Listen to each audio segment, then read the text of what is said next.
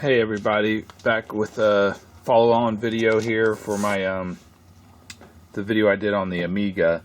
I had picked up this 1084 Commodore monitor, and it was supposed to be working. And in the last video, I showed that you can power it on, but as soon as you let the power button go, it turns off. So the power switch itself is bad, and if you turn up the brightness all the way up, right there, it's brightness, and you power it on. I should get some white screen. There you go. So you can see that the monitor is actually working, but the power button won't stay on. So the reason I have this piece of paper here is just so you don't see a big glare and everything behind me and the reflection. So what I did is I went online and I found a thread where somebody was selling replacement power switches from Germany or Deutschland, and I think this is from, I blocked out some of the names and stuff because I'm sure the guy doesn't want his name known, but from let's see, how do you say that? Friedrichsdorf, something like that in German. But anyway, got some power switches. I think he sells them in groups of 3. And this is what the power switch looks like. And I don't know if anybody posted pictures of exactly how they do this. I think you have to remove this metal portion here or do some modifications.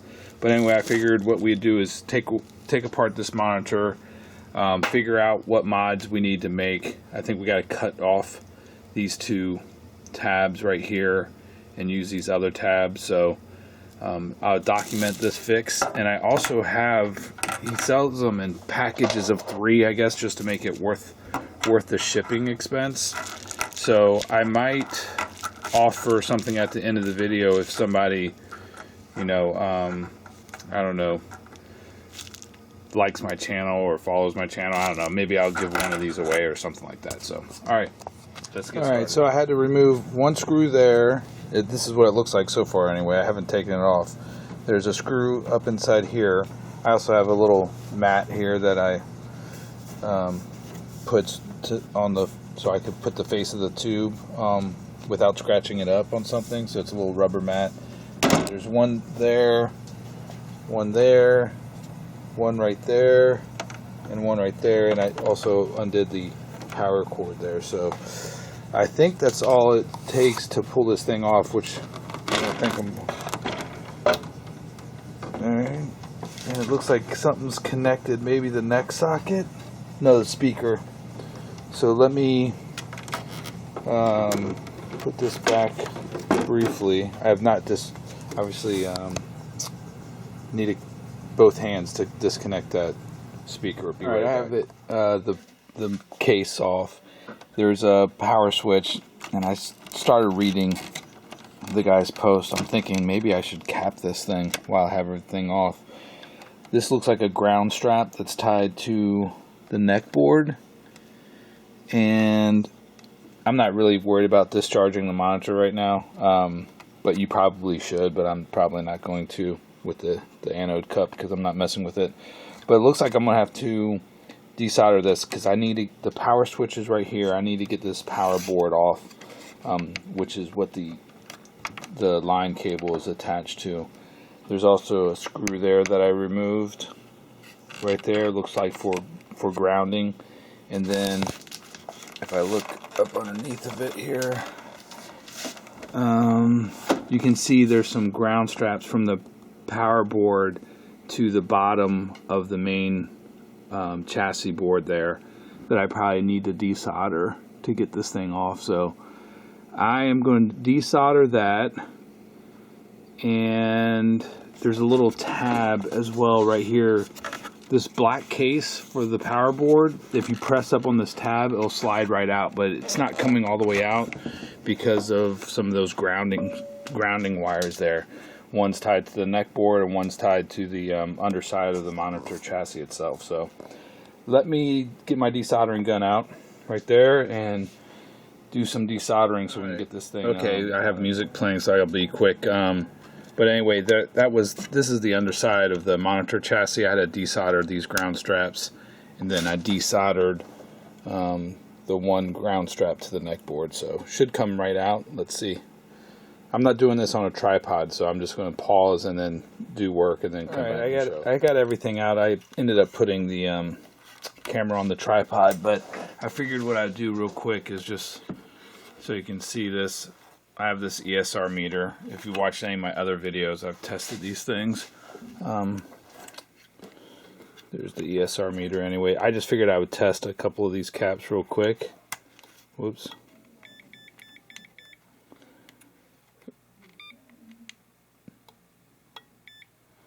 And that looks good. I just tested them. I already tested them. I just wanted to show that testing them. So these caps actually look good. These are like, you know, lower microfarads, so they're not going to be as low ESR, but they still test good.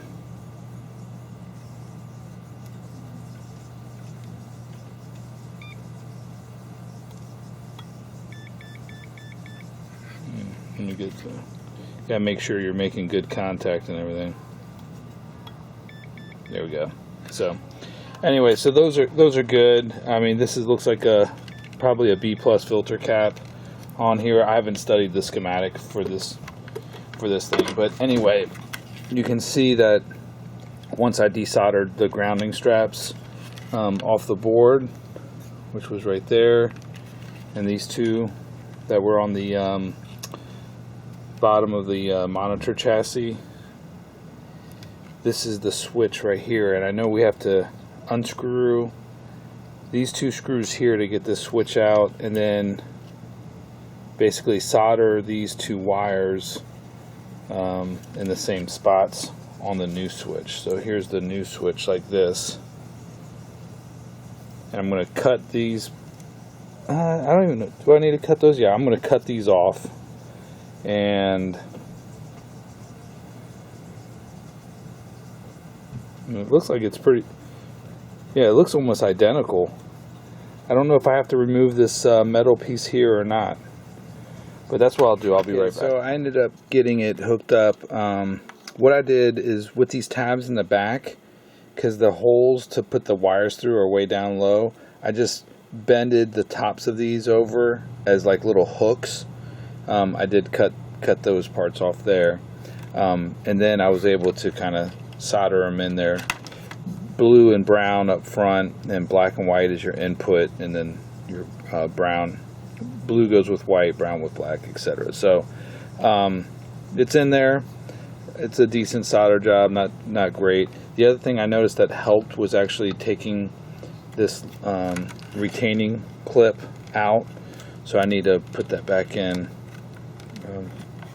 because it's super tight. There we go. So now it's in there, and that's super tight. And then this little black clip here just pops off. I did it take off that metal clip, so I just took a pair of pliers and just pulled on it and got that off. And then this black retaining clip that you can screw in just snaps right in there. So pretty simple. The hardest part is just desoldering and soldering the connections there. So let me put the screws back in and assemble everything. I think I'm pretty much done. I do need to solder back the ground straps. All right, probably not as interesting as me actually showing you all the soldering and stuff, but anyway, I got everything back together, basically 5 screws, and let's see if the power switch works. Stays on. Looks like that's a success. Yep. Adjust my brightness. There we go. Perfect. So anyway, you can see that the monitor's working. It's staying on. That was a quick, probably took me an hour because I was farting around filming, but probably would only take you about 15 to 20 minutes to do that. So thank you, Mr. I'll link to the thread that I bought these from. They were like €9 for 3 of them. Definitely worth it. Got a working 1084 monitor now. No problem. Alright, that's it I think for this video. I might combine it with another video, I'm not sure. And what am I drinking? Voodoo Ranger Imperial IPA. So I'm looking forward because I got some other stuff to show. I got some other goodies for the Commodore, a dead cart test, and some other stuff to bring the Commodore 64s back to life, hopefully. So okay, so I almost forgot. See, I still have. I can't wait to get started on trying to fix this. I actually took out one of the Commodores that I was working on, but I think I'm going to give away one of these. So if somebody says they need it and posts a comment on the video, I will respond to that comment. And I guess if maybe you like the channel or something, I don't know, whatever. So if somebody posts a comment, then I'll make arrangements to get one of these to you. I'm going to keep one for myself. Anyway, I'm going to keep one for myself, and then I'll give away the other one because I doubt I'll ever get two 1084s.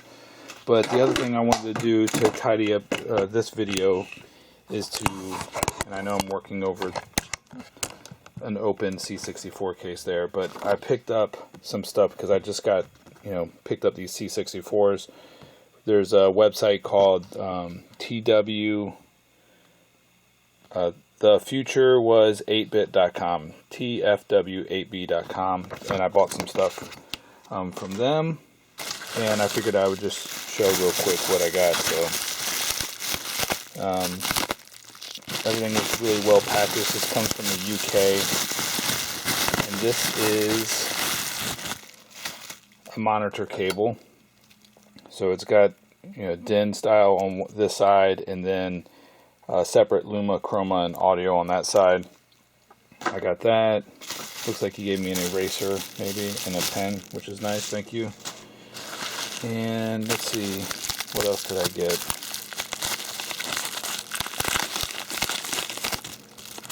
I think I got some PCB boards to make my own carts. Oh, that's not what this is. I ordered a whole bunch of stuff because I just figured I'm eventually going to want to mess with this stuff. Okay, I think this is the SD IEC or something like that. Let's get an SD card in there. So this plugs into probably like the cassette interface, and it's this little SD card to load games and software onto, and this plugs into the serial port. So look forward to trying to use that once I get a working system, I guess. And let's see here.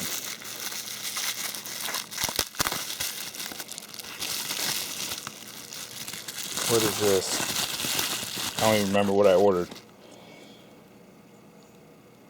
User port saver. Did I order that? I have no idea. Maybe I did. I'll have to look at this, see what that does. I don't even remember.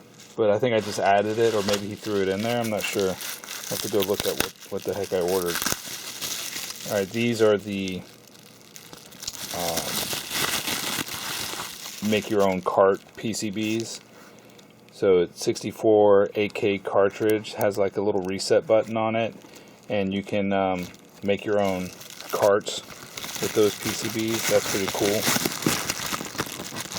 Like you can make your own diagnostic cart, your own dead cart test unit.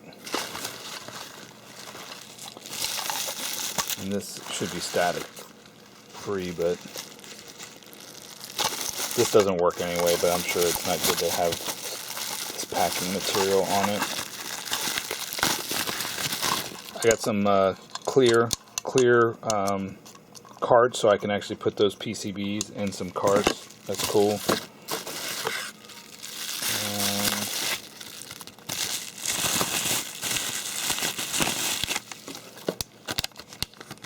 Epic's Fast Load Reloaded. So this is a cart that is basically a repo of the original Epic's Fast Load to make the 1541 disk drive load faster. So I got that as well. I thought I had purchased a dead cart But anyway, so if you need some stuff, the future was 8-bit.